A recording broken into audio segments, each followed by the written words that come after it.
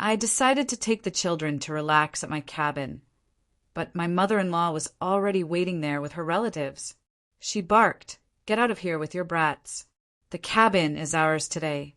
My husband dragged me out by my hair through the gate. What my mother did in response, they will remember forever. But before I begin, I ask you to subscribe to the channel and like this post. Thank you and enjoy listening. Valerie Grace Miller woke up on Thursday morning with the feeling that something good was finally happening.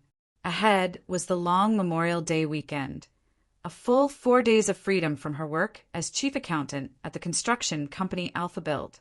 She stretched in bed, smiled, and immediately remembered her plan. The cabin, her own cabin in the community of Pine Ridge, purchased 2 years ago with money from the sale of her grandmother's one-bedroom condo in downtown. Back then, all the relatives were outraged. Why exchange valuable real estate for a shack in the woods? But Valerie was adamant. The children needed fresh air, and she herself dreamed of a place where she could sit quietly with a book, not listening to the neighbors' renovation or car horns. The 2-acre property with a small wooden cabin and shed cost her $150,000. Owen frowned at the time, considering the purchase an irrational expense, but the money was hers and she made the decision. The deed was registered to Valerie Grace Miller as the sole owner. Her husband just shrugged. "Your choice. Just don't expect enthusiasm from me about gardening." Over 2 years, the cabin had transformed. Valerie and the children painted the fence a pleasant cream color, planted a flower garden, and installed swings. Aaron, her 14-year-old son, built a treehouse, and 11-year-old Kaylee set up a reading corner in the gazebo. Owen appeared at the cabin rarely, preferring to spend weekends with friends or lying on the couch at home. Now Valerie was planning a special holiday weekend. Spring this year came early and warm. The children missed the cabin after the long winter, and she had accumulated a mass of tasks. She needed to prepare the vegetable beds, put the cabin in order after winter, and repair the shed roof. But most importantly, just to be with the children, breathe fresh air, and forget about the city bustle. Owen had announced on Monday that he was going on a business trip to Atlanta for the whole week. He would only return on Monday. Valerie was even glad she wouldn't have to listen to his grumbling about unnecessary fussing with the soil.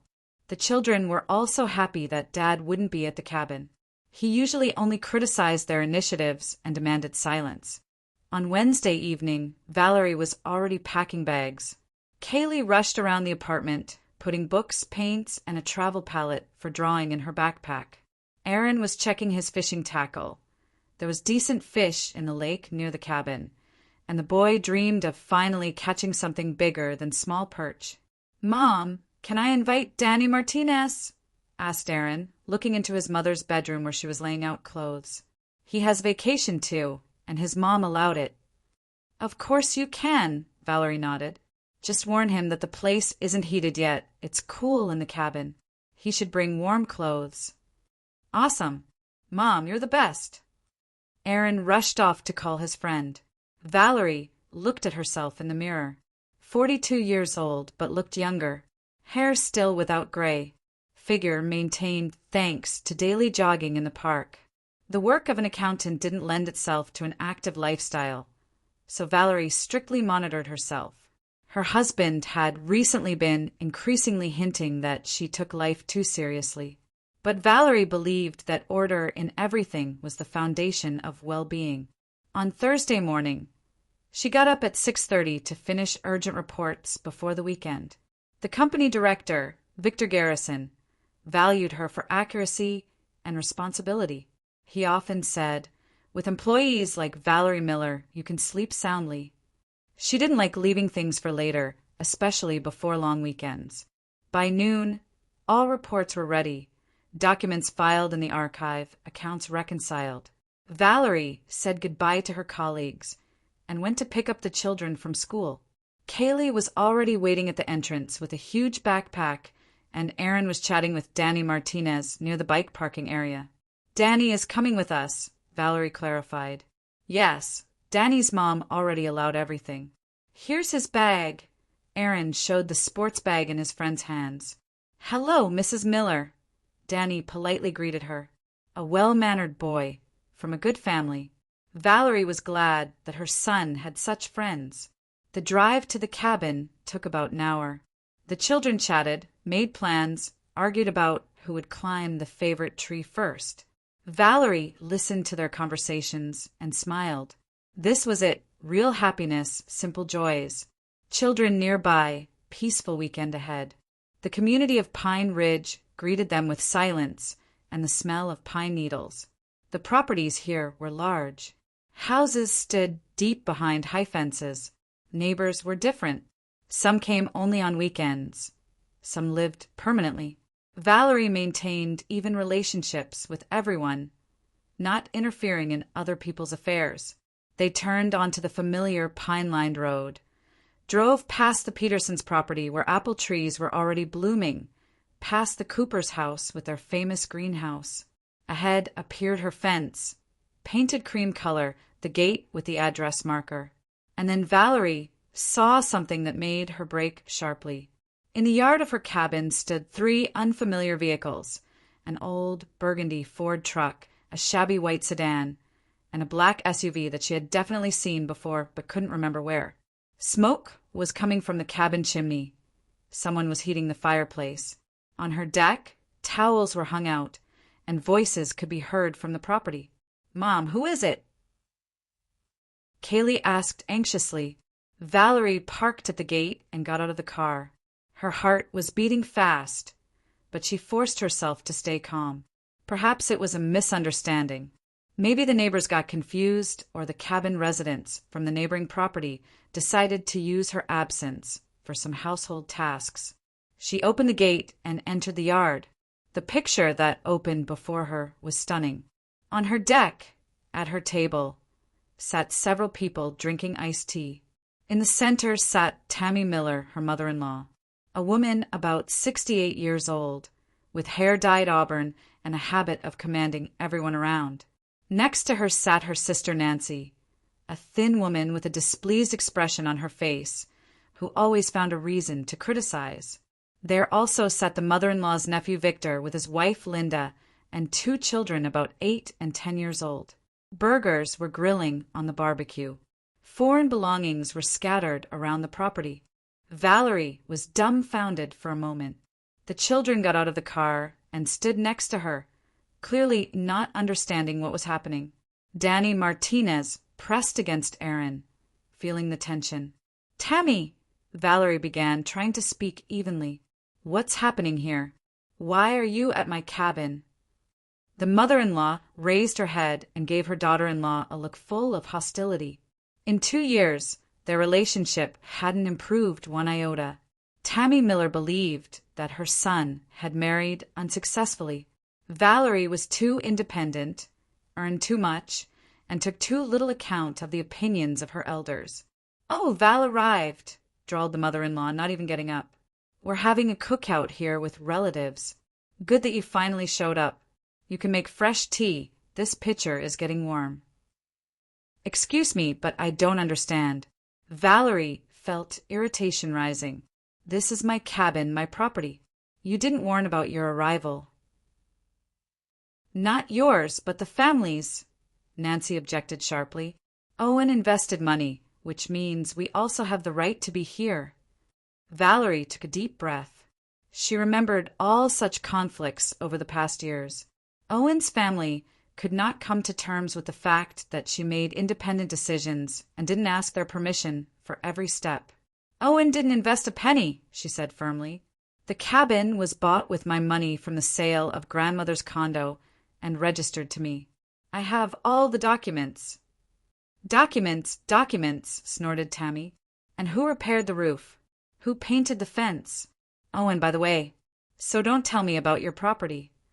Victor, the mother-in-law's nephew, a man about 40 in a wrinkled T-shirt and cargo shorts, got up.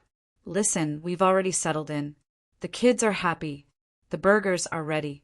Let's not spoil the mood over technicalities." "What technicalities?" Valerie felt her voice becoming higher. This is my private property. Kaylee tugged her mother's sleeve. Mom, let's leave. I'm scared. Tammy heard this and smiled maliciously. Scared the children. See, you're always making drama. A normal woman would be glad that relatives came. What relatives? Valerie couldn't hold back.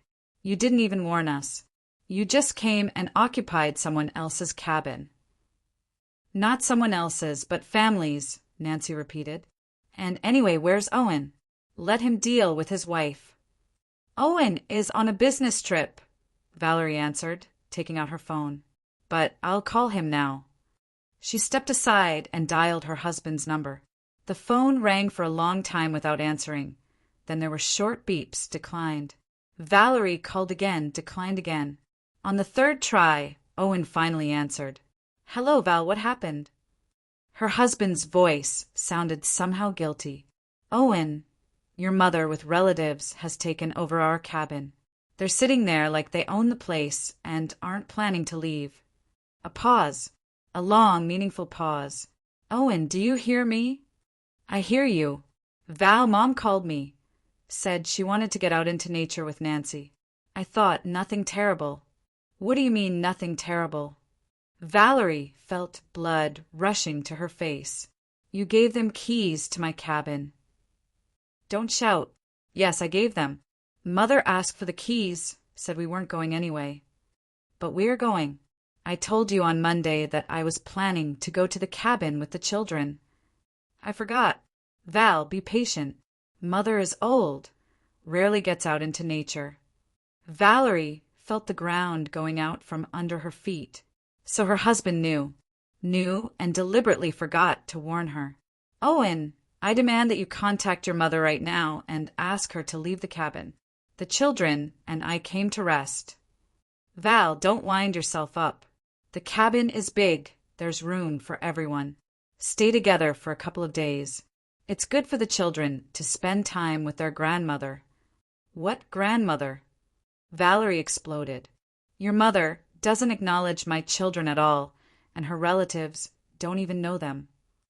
Okay, we'll talk later. I'm in a meeting. Can't talk long. Owen beeps.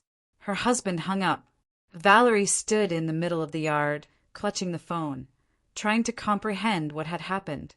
So this wasn't an accident. This was a specially planned action.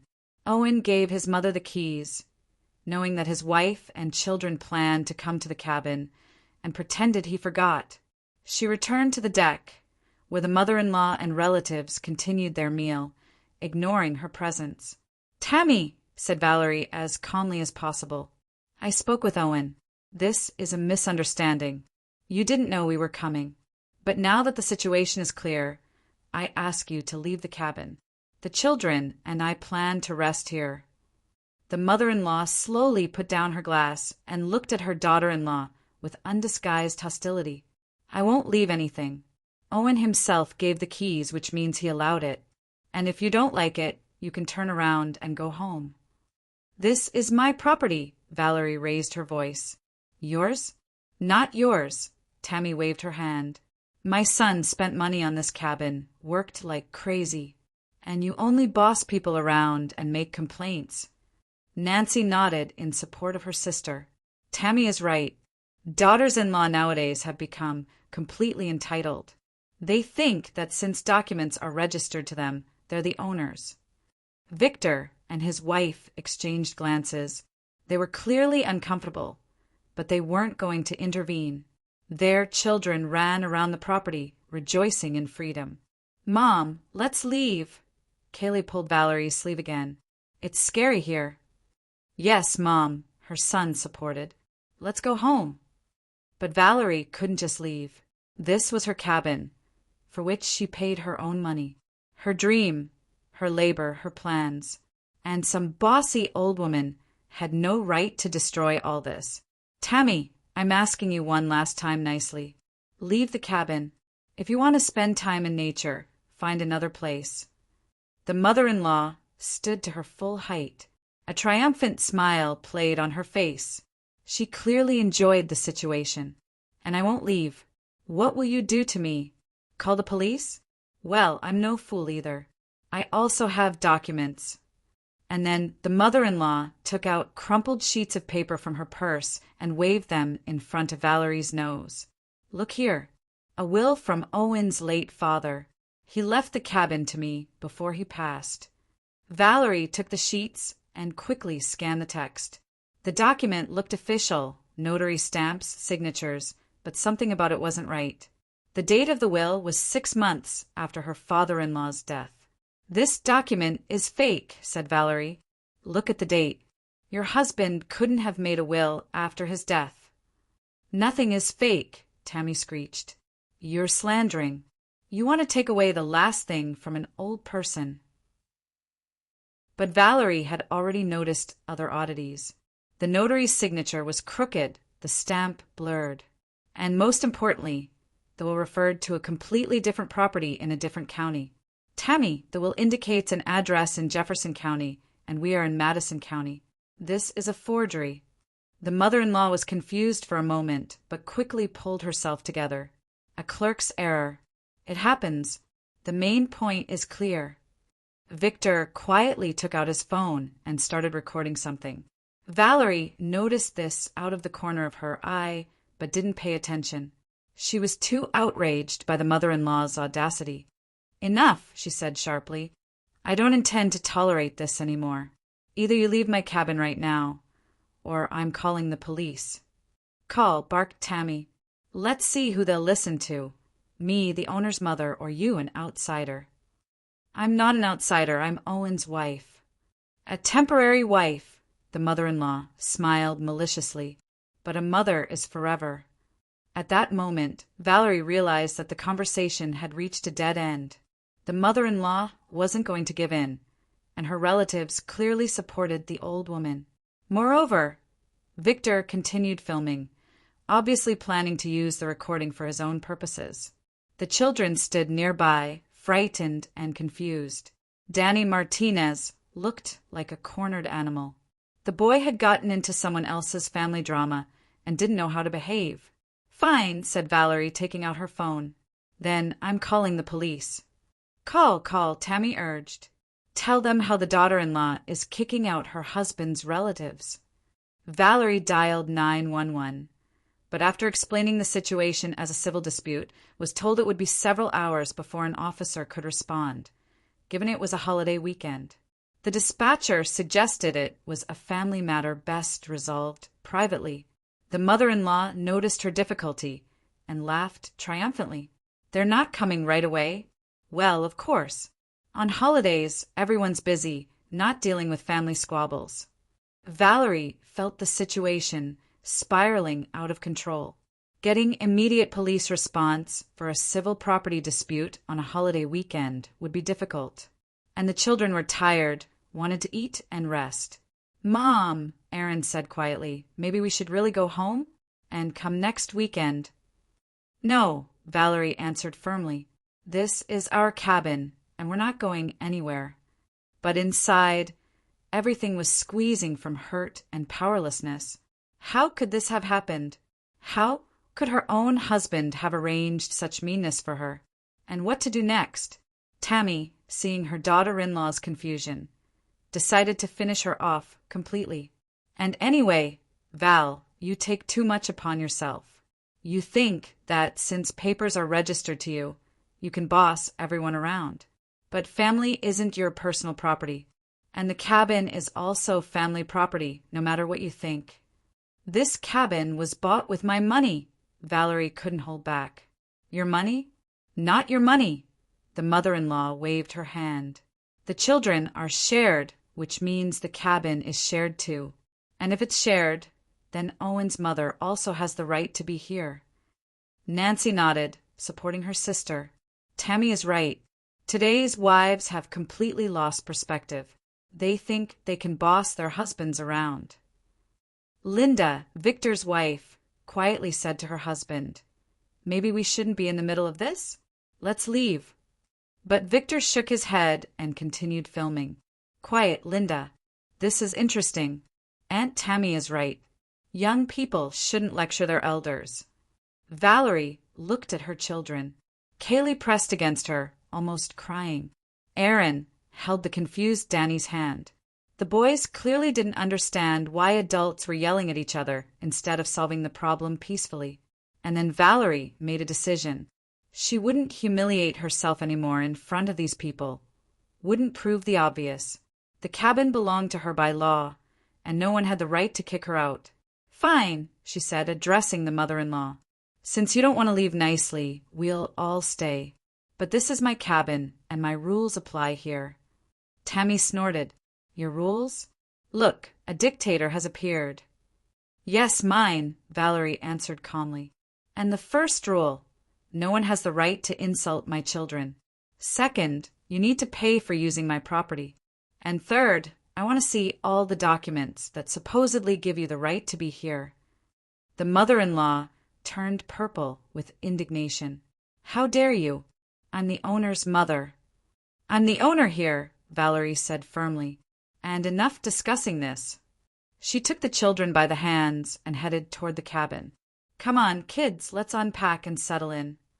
But before she reached the porch, she heard the mother-in-law's angry scream behind her. "Where are you going, Val? I'll show you who's in charge here." Valerie stopped on the porch without turning around. The mother-in-law's voice sounded threatening, but she wasn't going to participate in this circus anymore. The children needed rest, not witnessing family drama. "Children, go into the cabin," she said quietly. "Aaron, show Danny where the bathroom is. Kaylee, get cookies from the bag, have a snack." "Mom, what about Aunt Tammy?" her daughter whispered. "Not Aunt, but Grandma Tammy," Valerie corrected. "And we'll settle everything with her." The children reluctantly entered the cabin. Valerie heard Aaron explaining to his friend, "Don't worry, Danny. Grandma Tammy is sometimes like this. Mom will sort it out." Valerie turned to the deck. Tammy stood with her hands on her hips. Her face was flushed with indignation. The relatives sat at the table, clearly enjoying the show. Victor still held his phone, continuing to film. "Tammy," Valerie began, trying to maintain dignity. "Let's resolve this issue in a civilized manner. I understand you wanted to spend time in nature, but you must agree, you should have let us know." "Let whom know?" the mother-in-law snapped. "You? Who are you? Owen is my son, not yours. And if he allowed his mother to come to the cabin, no one has the right to object." Nancy nodded. "Tammy is right. A mother is always a mother, and wives nowadays are replaceable." Valerie felt the sting of these words, but didn't let herself be provoked. "The cabin is registered to me. By law, I'm the sole owner." Law, Tammy mocked. "What about human relationships? What about respect for elders? You think a piece of paper allows you everything." Linda, Victor's wife, quietly said to her husband, "Maybe stop recording? It's awkward somehow." "Be quiet," Victor shushed her. "This is family history. Might come in handy." Valerie noticed this exchange and became alert. Why did they need the recording? What were they planning to do with it? "Victor, turn off the camera," she requested. "This is private property, and I didn't give permission to film." "And I'm not asking your permission," Victor answered smugly. "Aunt Tammy allowed." "Aunt Tammy has no right to allow filming on my property," Valerie said sharply. Tammy came closer. Her face showed a triumphant smile. She clearly enjoyed the situation. "My property. Hear how she talks? Mine. And where's the husband? What about the children? You think family is your personal kingdom." Valerie took out her phone. "Fine. Since we can't come to an agreement peacefully, I'm calling Owen again. Let him come and sort it out himself." She walked to the gate and dialed her husband's number. This time he answered quickly. "Val, what now?" "Owen, your family refuses to leave the cabin. They're behaving like invaders. The children are frightened. The situation is unacceptable." "Val, don't exaggerate. Mother is old. She needs a break." "Owen, you deliberately gave her the keys, knowing we were coming." A pause. A long, eloquent pause. "Val, don't make a mountain out of a molehill." Answer directly. Did you know or not? Another pause. I knew. Mother asked, said you'd all spend time together later. What do you mean later, Owen? They've occupied the whole cabin, laid out their things, are cooking food in my kitchen. So what? There's room for everyone. Valerie felt fury rising inside. Owen, do you understand what happened? You deceived me, gave strangers keys to my property. What strangers? That's my mother. For my children, she's a stranger. She doesn't even love them. Don't make things up. Mother loves all children. She called them brats. She couldn't have said that. You're exaggerating everything. Valerie looked toward the deck, where Tammy was demonstratively sipping her tea, ignoring her presence. Owen, I demand that you come immediately and deal with the situation. I can't. I have an important meeting with clients. On Friday evening of a holiday weekend. Business doesn't wait. Val, sort it out yourself. You're an adult. Owen beeps. Her husband hung up again. Valerie stood by the gate, clutching her phone. Inside, everything was boiling with hurt and indignation. How could this be? How could someone be so insensitive to their own family? She returned to the cabin, where the children sat in the kitchen, uncertainly drinking juice. Aaron was hugging Kaylee, who was clearly holding back tears. Danny Martinez sat in the corner, clearly wishing to be anywhere but here. Mom, so what? Asked Aaron. Dad will come tomorrow, Valerie lied. For now, we'll settle in here and won't pay attention to the noise. But inside, she understood perfectly the situation was at a stalemate. The mother-in-law wouldn't leave, her husband wouldn't help, and the children didn't deserve to have their weekend turned into a battlefield. The evening passed in a tense atmosphere. The mother-in-law's relatives were noisy on the deck until late, playing country music, talking loudly. Valerie and the children locked themselves in the cabin, but this didn't add peace. Around midnight, Kaylee couldn't take it anymore and started crying. Mom, I'm scared. Why is Grandma Tammy so mean? Valerie hugged her daughter. Not mean, just difficult. There are such people. Why doesn't Dad come? He would make them leave. Dad is busy with work, Valerie lied again. But Aaron, despite his 14 years, already understood a lot. Mom, Dad knew they were coming, didn't he? Valerie looked at her son. His eyes were serious, mature beyond his years. Yes, she answered quietly. He knew. And he deliberately didn't tell you. Yes. Aaron nodded and didn't ask anything more. But Valerie saw disappointment in his eyes. In the morning, the situation hadn't improved. The mother-in-law's relatives were having breakfast on the deck, loudly discussing plans for the day. Tammy was giving orders like she owned the place. Vic, bring firewood from the shed. Nancy, make more coffee. Linda, watch the children. Valerie came out on the porch. Tammy, the firewood in the shed is mine. Please don't use other people's property. What firewood is yours? The mother-in-law was indignant. Owen bought it. Owen stacked it. Owen didn't buy a single log, Valerie said wearily. The firewood was delivered by Tom Henderson, a neighbor. I paid him $200. I don't believe it. I have a receipt. Tammy snorted. A receipt. Everything with receipts. You think papers are more important than family? Nancy supported her sister. That's right, Tammy says. A wife should trust her husband, not demand documentation. Valerie realized that arguing was useless. These people lived in their own world, where family ties were more important than laws and decency. Around 11 in the morning, a familiar truck pulled up to the gate. Owen had returned from his business trip. Valerie felt relief. Finally, this situation could be resolved. Her husband entered the yard, greeted his mother and relatives, hugged the children. He looked calm, as if nothing special was happening. Owen, Valerie approached him. We need to talk. Of course, we'll talk, but let me rest first. The drive was long. What drive? You were in Atlanta. Owen hesitated. Yes, in Atlanta. But I had to drive overnight. A client urgently needed to meet. On Saturday? Business doesn't know weekends, Val. But something in his tone was wrong. Valerie looked closely at her husband. Owen avoided her gaze, nervously fingering his truck keys. Owen, where were you really? I told you, on a business trip. Show me documentation. The hotel receipts. What documentation? Val, what's wrong with you? Why would I lie? Tammy approached them. Owen, son, your wife has completely lost her mind. She made drama all evening, scared the children, demands that we leave. Mom, I'll figure it out, Owen said wearily. Figure it out, but no, I'm not going anywhere. This is my place too. Valerie took her husband's hand. Owen, let's go talk in private. They walked to the shed.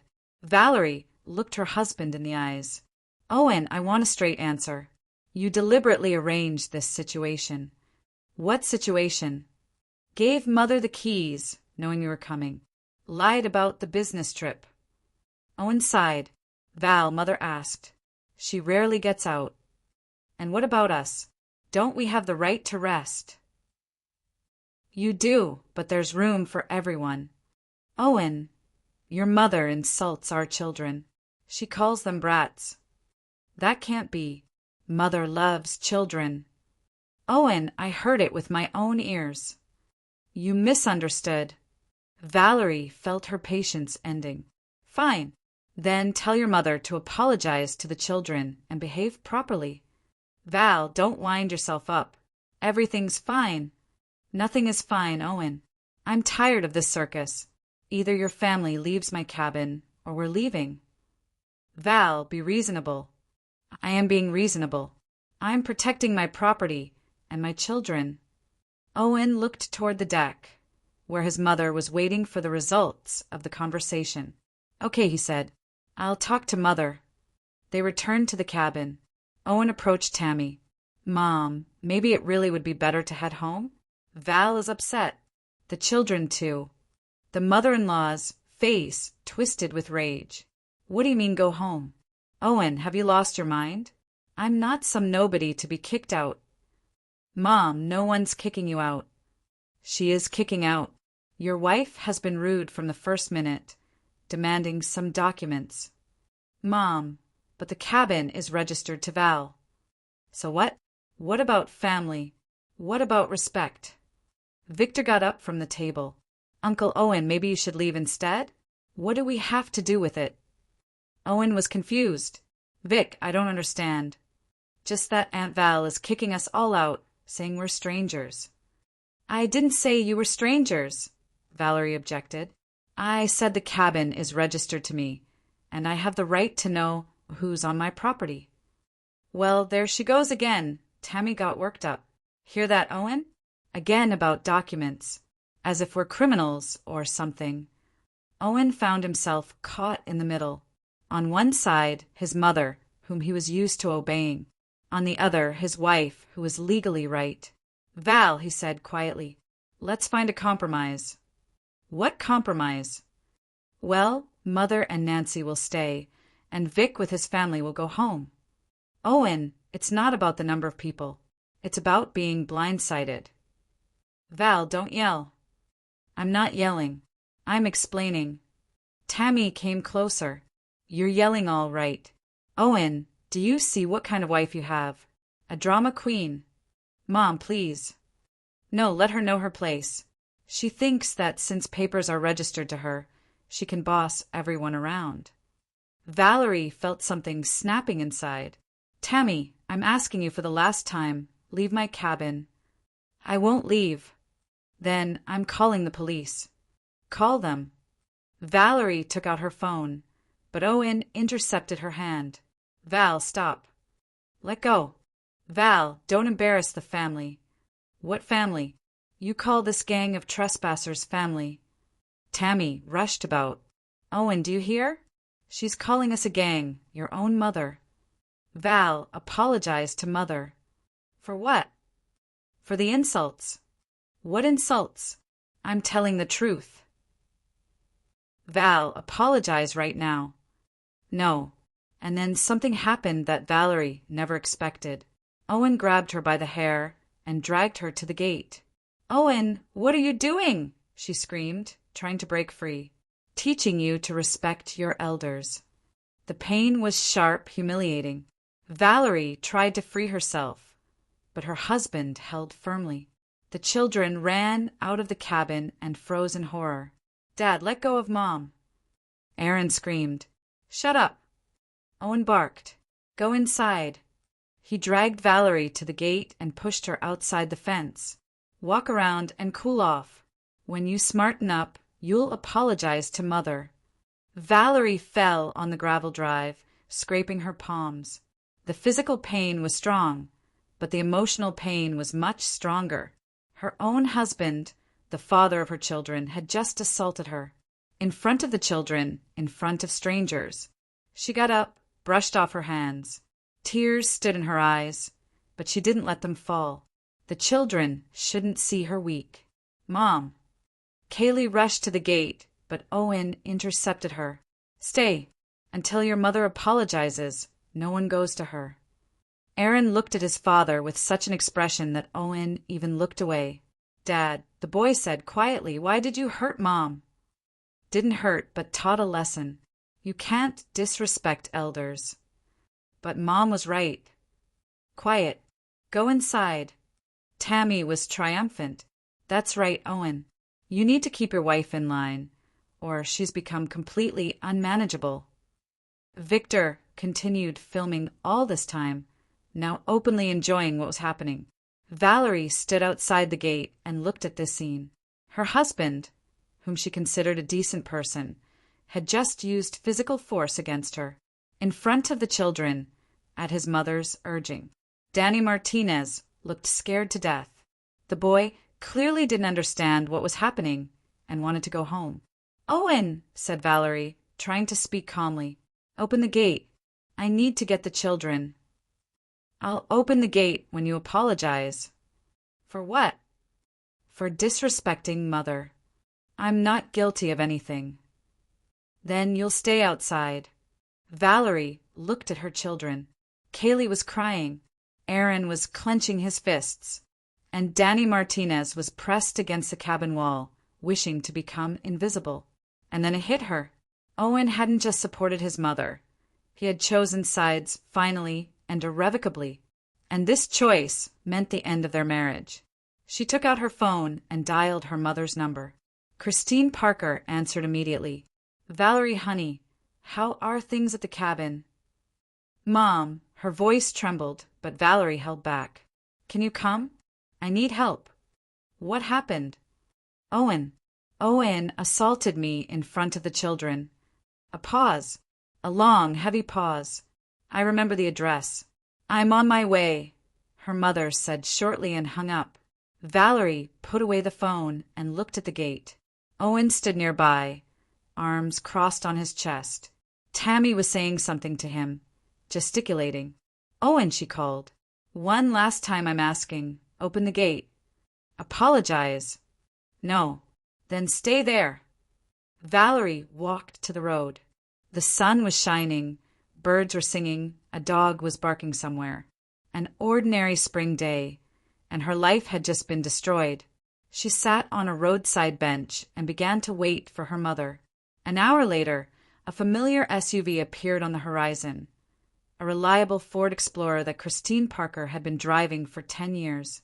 Valerie got up and waved her hand. Her mother parked and got out of the vehicle. 71 years old, but looked younger. Silver hair, neatly styled, posture straight.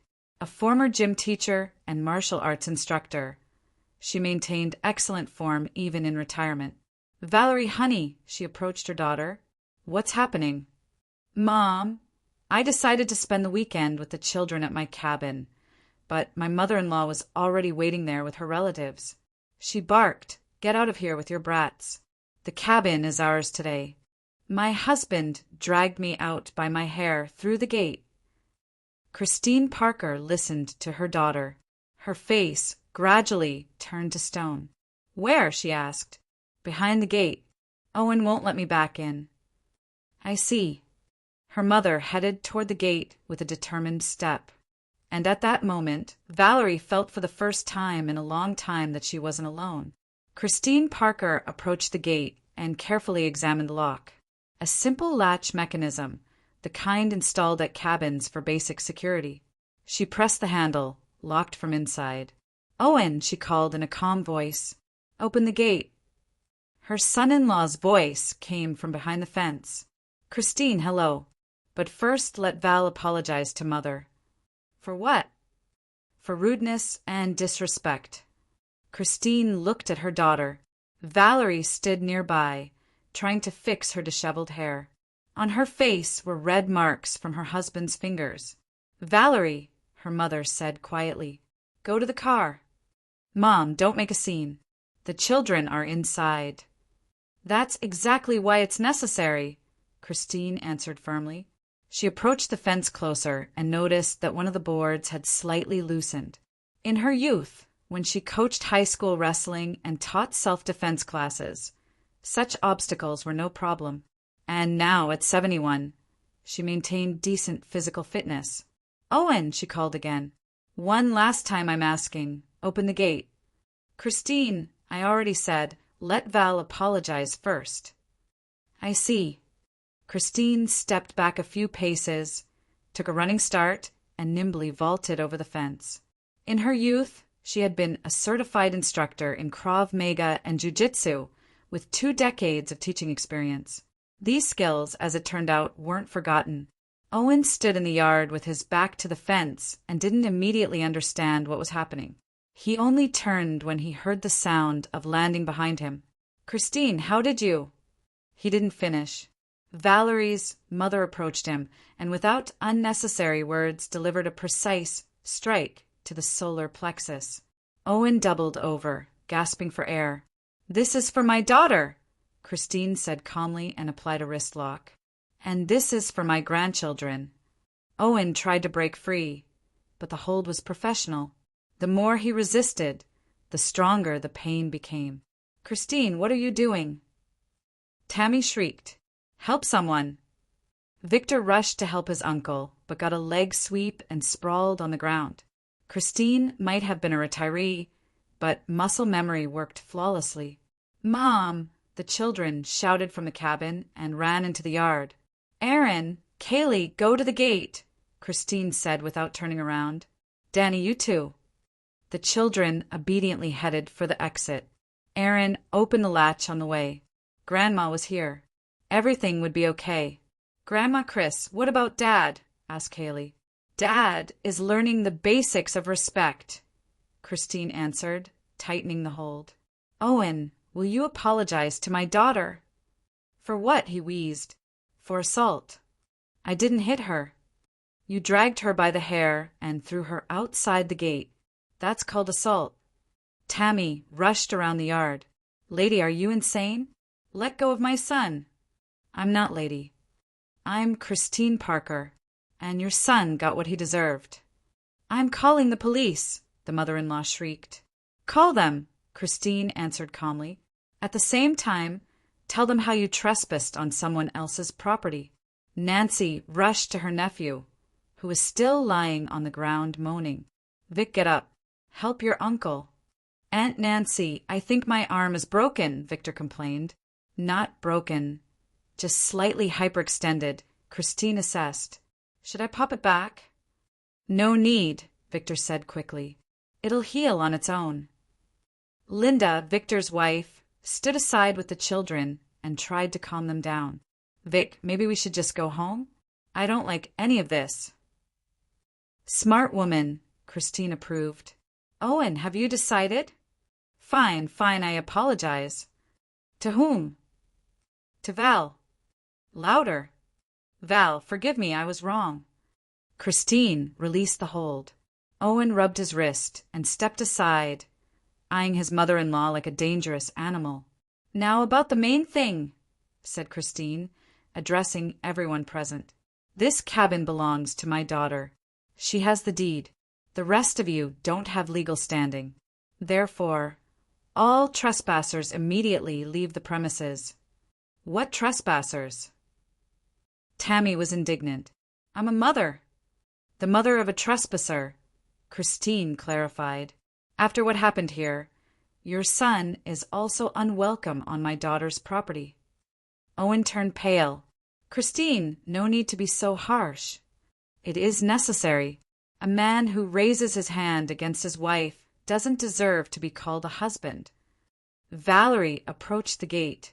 The children rushed to her, hugging and excitedly telling her something.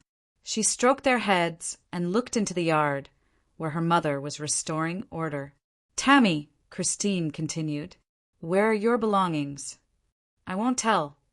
Victor, where are your aunt's things? In the cabin on the deck, the nephew quickly answered, still rubbing his arm. Bring them to the vehicles. Everyone now. Right away, Tammy tried to snap back. And if we don't? Christine looked at her in such a way that the woman involuntarily stepped back. Then I'll assist, but you won't like my packing method. Victor got up and headed to the cabin. Linda, pack up the kids and our stuff. Now. Vic, what about Aunt Tammy? Let Aunt Tammy decide for herself. But Tammy was still resisting. I'm not going anywhere. This is unlawful. Fine. Christine nodded and headed to the shed. Among the garden tools was a rake. She took it and returned to the yard. What are you doing? The mother-in-law was frightened. Helping you make a decision, Christine answered and stepped toward Tammy. The effect exceeded expectations. The mother-in-law yelped and rushed to the cabin for her things. Nancy followed her sister. Mom, maybe you don't need the rake? Valerie said cautiously, Don't worry, honey. I'm just using it for emphasis. 15 minutes later, only Owen and Christine remained in the yard. The mother-in-law's relatives loaded into their vehicles and left without even saying goodbye. Tammy shouted something from the SUV window before leaving, but it was impossible to make out the words. Owen, said Christine, get in your truck and leave. Christine, maybe we can talk calmly? About what? About family. About the children. Talk to a lawyer about the children. You'll pay child support properly, but we can resolve everything amicably. Christine raised the rake. Owen didn't argue anymore. When only they, Valerie, and the children remained in the yard, Christine set aside the rake and sat on the porch steps. Well then, she said, now we can actually relax. Valerie approached her mother. Mom, where did you learn those techniques? I told you, honey. I taught self-defense and martial arts for 20 years. But you were a gym teacher and a certified instructor in Krav Maga and Jiu-Jitsu. True, that was years ago. Aaron looked at his grandmother with admiration. Grandma Chris, were you really that good? I was grandson, taught hundreds of students over the years. And did it hurt Dad? Not hurt, but taught. Some people can only learn that way. Kaylee snuggled up to her grandmother. Will we live here now? No, dear. Tomorrow we'll go home and we'll sell the cabin. Why? Valerie was surprised. Because bad memories should be left behind and good ones taken with you. In the evening, when the children fell asleep, Valerie talked with her mother for a long time. Christine told about her years teaching martial arts, about how in the 70s and 80s women's self-defense was just gaining acceptance, how difficult it was to break through in what was seen as a male domain. I was different then, she said, fierce, uncompromising. Then I married your father, had you mellowed somewhat. But the skills remained. Mom, don't you regret how you handled Owen? No. A man who assaults a woman, especially in front of children, doesn't deserve leniency. But he apologized. He apologized because he was scared, not because he understood his fault. Christine turned out to be right. The next day, when they were getting ready to go home, Owen sent a text to Val. I've been thinking maybe we shouldn't rush into divorce. Everything can be fixed. Valerie showed the message to her mother. See, he thinks everything can be forgotten. And what do you think? I think some things can't be forgotten and shouldn't be forgiven.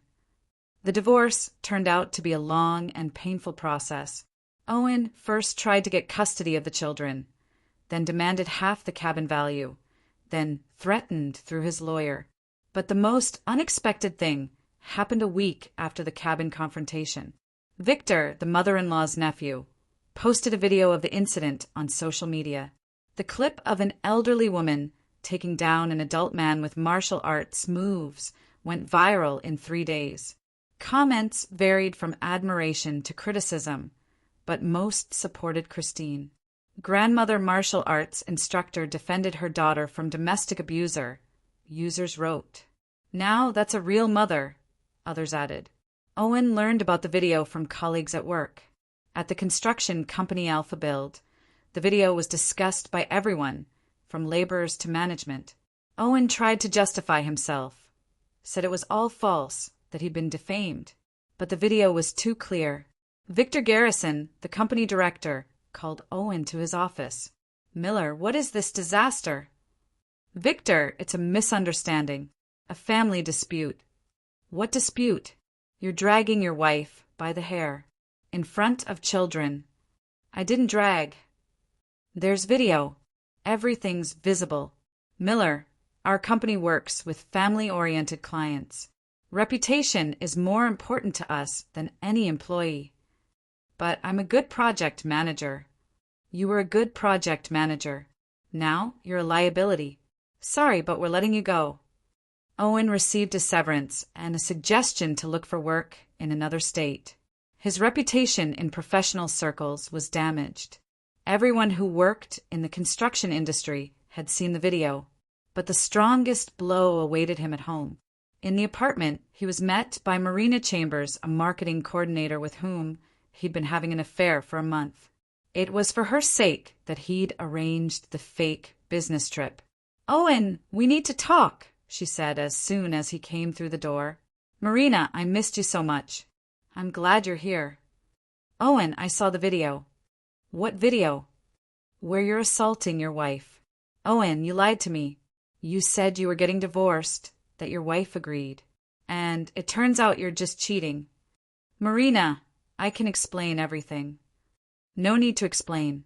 I don't want to date a man who hurts women. But I never hurt you. Not yet. And what happens later? Marina collected her things and left. Owen was left alone in the empty apartment he'd been renting for their meetings. Tammy also didn't escape consequences. The video was watched by all the neighbors in her condo building. The woman, who had always been considered respectable, suddenly became the object of gossip and judgment. Look, Tammy Miller drove her son to this, neighbors whispered. Because of her, the family fell apart. And such a good daughter-in-law she was, others added. Hardworking, raised the children well. The mother-in-law tried to justify herself, tell her version of events, but few believed her. The video was too damning.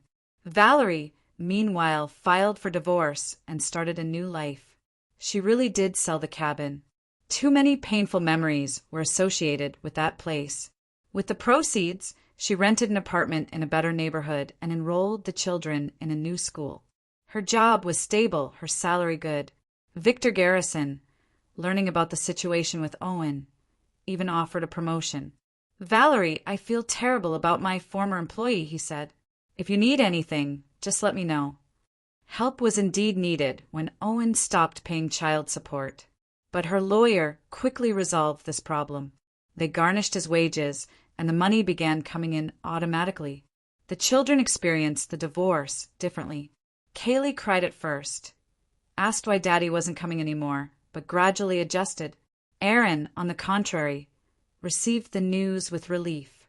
Mom, is it true we won't see Grandma Tammy anymore? He asked once. True. Good. She didn't love us anyway. Aaron, don't say that. Mom, I'm not deaf. She was always criticizing us. Valerie realized her son was right. Children sense phoniness better than adults. And if Aaron said so, it meant he really felt the mother-in-law's hostility. Christine became something of a local celebrity after the cabin incident. People recognized her at the gym, students reached out, local news wanted interviews. But she politely declined media attention. "I don't want to make a spectacle out of a family tragedy," she explained to her daughter. However, she did accept an offer to teach women's self-defense classes at the community center.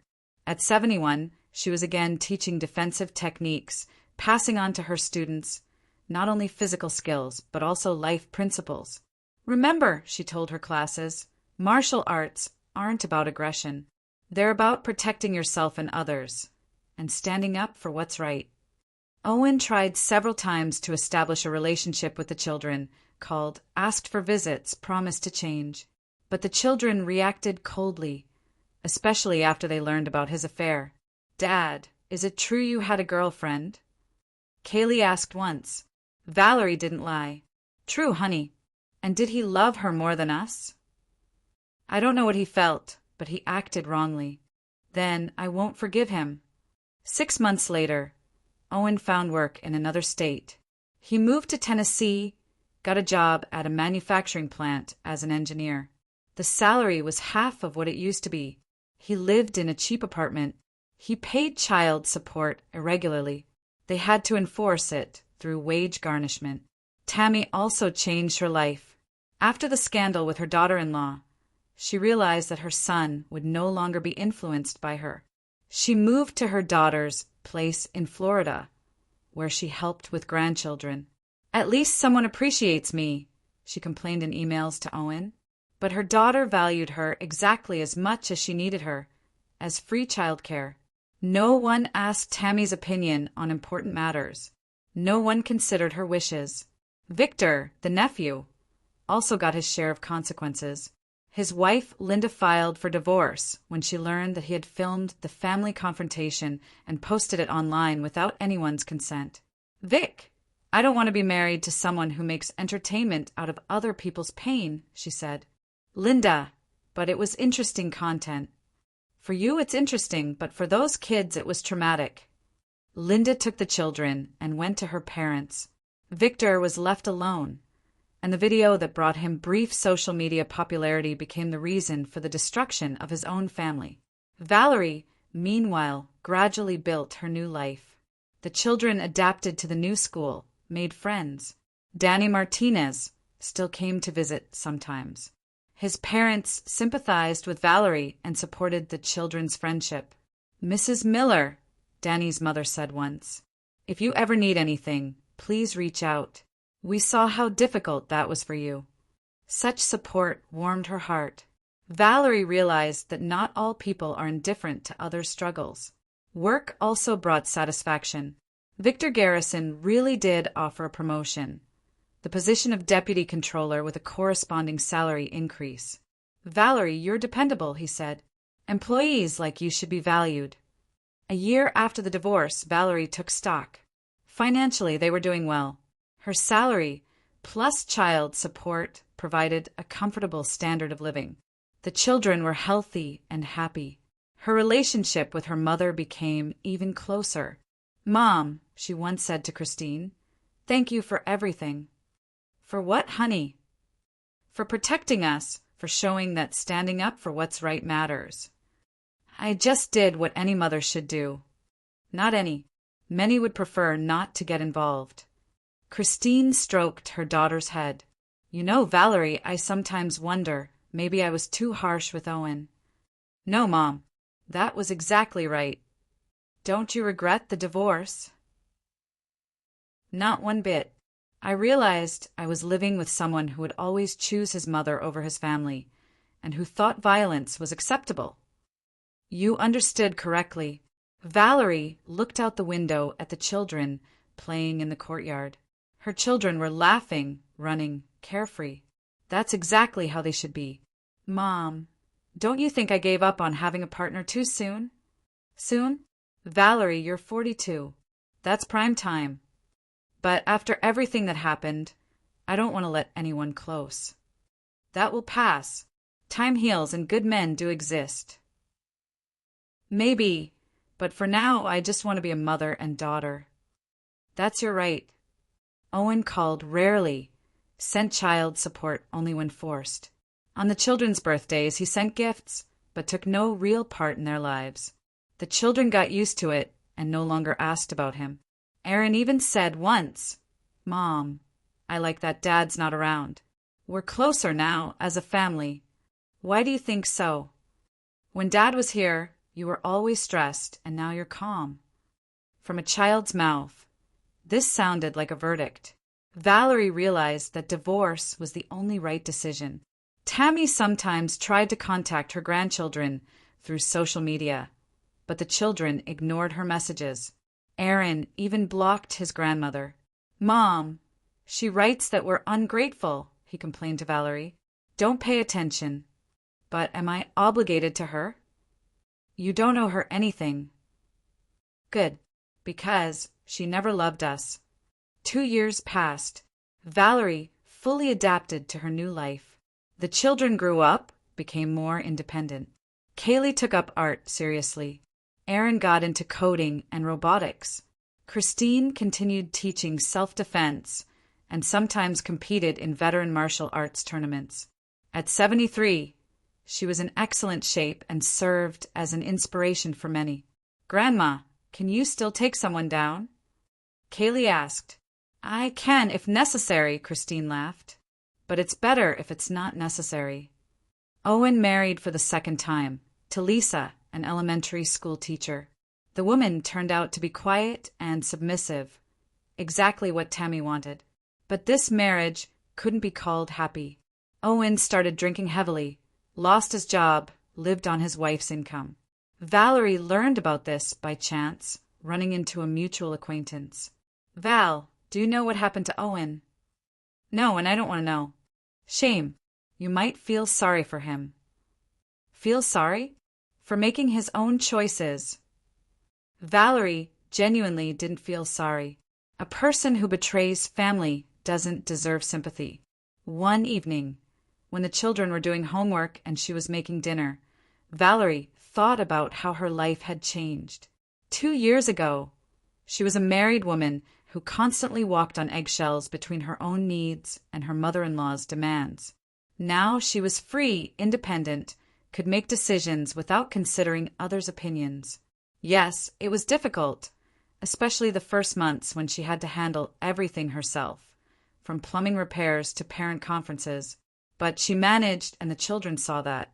"Mom," Aaron said once, "aren't you scared to live on your own?" "No, son." "Me neither. I like that we decide things together." This was the best reward for all the difficulties experienced. Christine also found fulfillment in her new chapter. Teaching self-defense gave her a sense of purpose.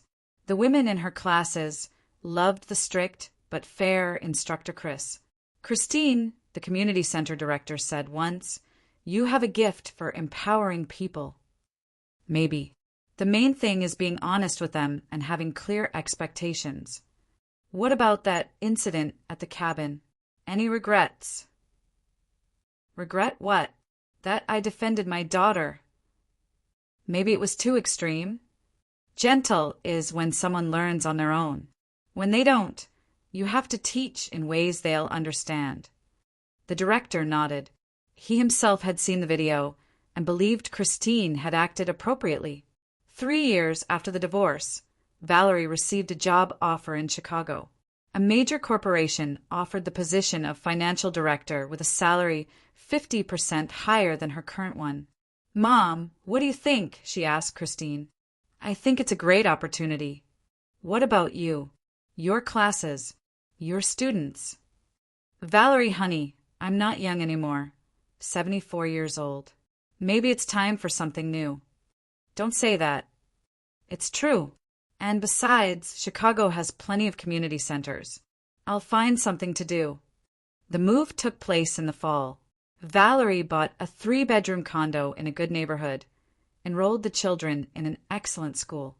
Christine indeed found work. She started teaching senior fitness and self-defense at a local gym. "Grandma, aren't you bored working with old people?" Kaylee asked. No, sweetheart.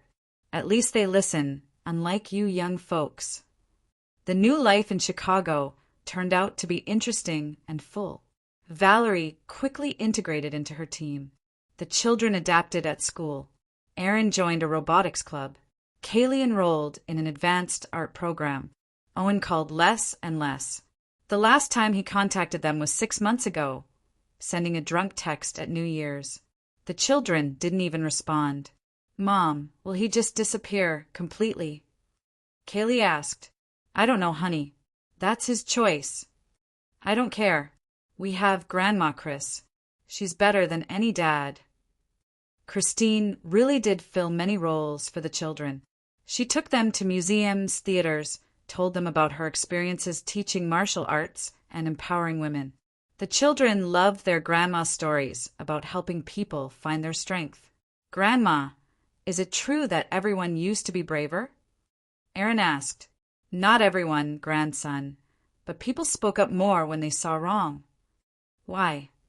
Because staying silent about injustice makes you complicit. The children pondered such answers. Christine knew how to explain complex moral concepts in accessible ways. Valerie sometimes met acquaintances from her past life. Reactions varied. Some sympathized, some judged her for breaking up the family, but most supported her choice. Val, you're brave, a former colleague said. Not everyone would have the courage to walk away. I didn't feel brave. I felt trapped. Still, many people stay trapped their whole lives, and they suffer needlessly.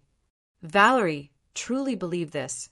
Enduring abuse for the sake of an appearance of family is foolish, especially when children are being hurt. 5 years passed since that memorable day at the cabin. Valerie became a successful financial director. The children grew up and found their passions. Erin was preparing to apply to MIT. Kaylee was building a portfolio for art school. Christine, at 76, was still active and energetic. Her self-defense classes were popular, and she occasionally gave workshops at women's shelters. Mom, Valerie said once, don't you regret leaving your quiet retirement behind? What quiet retirement? When you were just, I don't know, gardening and reading. No, I don't regret it. The best years are when you're making a difference. You always made a difference. Differently. Before I felt purposeless. Now I'm helping people find their strength. That was the truth. Christine really found new meaning in her later years. Owen disappeared from their lives completely. Child support stopped coming. The state enforcement agency couldn't locate him. He'd apparently moved off the grid. But Valerie wasn't upset. Her salary was sufficient for everything they needed. Mom, what if Dad shows up and wants to see us? Asked Erin, who was now 19. That's your decision. You're an adult. And you? I don't want to see him. Why? Because he chose betrayal and violence. That's not who I want in my life. Fair enough. Valerie didn't try to influence her son's perspective. Kaylee was even more direct. I don't care if he shows up. He made his choices. The children grew up strong and resilient. They knew how to stand up for themselves and weren't afraid of challenges. That's exactly how Valerie raised them. In the final year, an event occurred that showed the past sometimes returns unexpectedly. Valerie received a call from a hospital in Tennessee. Owen had died from liver failure. He left no family contact information except her name, many medical bills. Mom, are you sad? Kaylee asked when she learned the news. I'm sad that someone wasted their life so completely, but I'm not sad that he's gone. Should we go to the funeral? No, we owed him nothing in life. The children took their father's death with equanimity. Too much time had passed, too much pain he had caused. Tammy sent an angry email, blaming Valerie for her son's death. Because of you, my Owen drank himself to death, she wrote. Valerie didn't even respond. Some people never accept responsibility. Now, 7 years after that cabin confrontation, Valerie could honestly say she regretted nothing. The divorce turned out to be the best decision of her life. The children grew up in an atmosphere of respect and dignity, without constant conflict and abuse. Christine, at 78, still taught self-defense and sometimes gave talks at women's organizations. That long-ago incident at the cabin made her something of a local legend. "Grandma," Aaron said recently, "did you know you're on YouTube? People share your story." "What story?"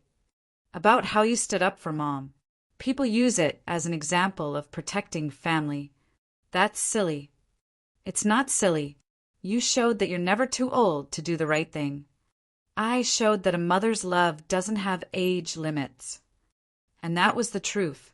It was precisely maternal love that propelled a retired teacher to vault a fence and confront people who thought they could get away with trespassing and abuse. Valerie often thought about that day. If her mother hadn't come, how would her life have turned out? Would she have continued to endure humiliation? Would she have found the strength to leave? Probably she would have, but much later and with far more damage. Christine simply accelerated the inevitable. "You know, Mom," she once said, "I think that day at the cabin was a turning point." "In a good or bad direction?" "In a good one. Definitely good." "So I did the right thing." Yes, everything was right. Sometimes to find happiness, you need to break through illusions. And it helps when there's someone who will stand with you. Valerie looked out the window of her Chicago condo. Below, people were walking their dogs. Somewhere far away, her ex-husband's family lived their lives. And here, in her home, there was peace. This was her victory. Not dramatic, not public, but the most important one. A victory over fear, over accepting abuse, over false obligations. And this victory began on that day when a 71-year-old woman jumped over a fence and showed everyone that standing up for what's right never goes out of style. The ending of her story wasn't a fairy tale.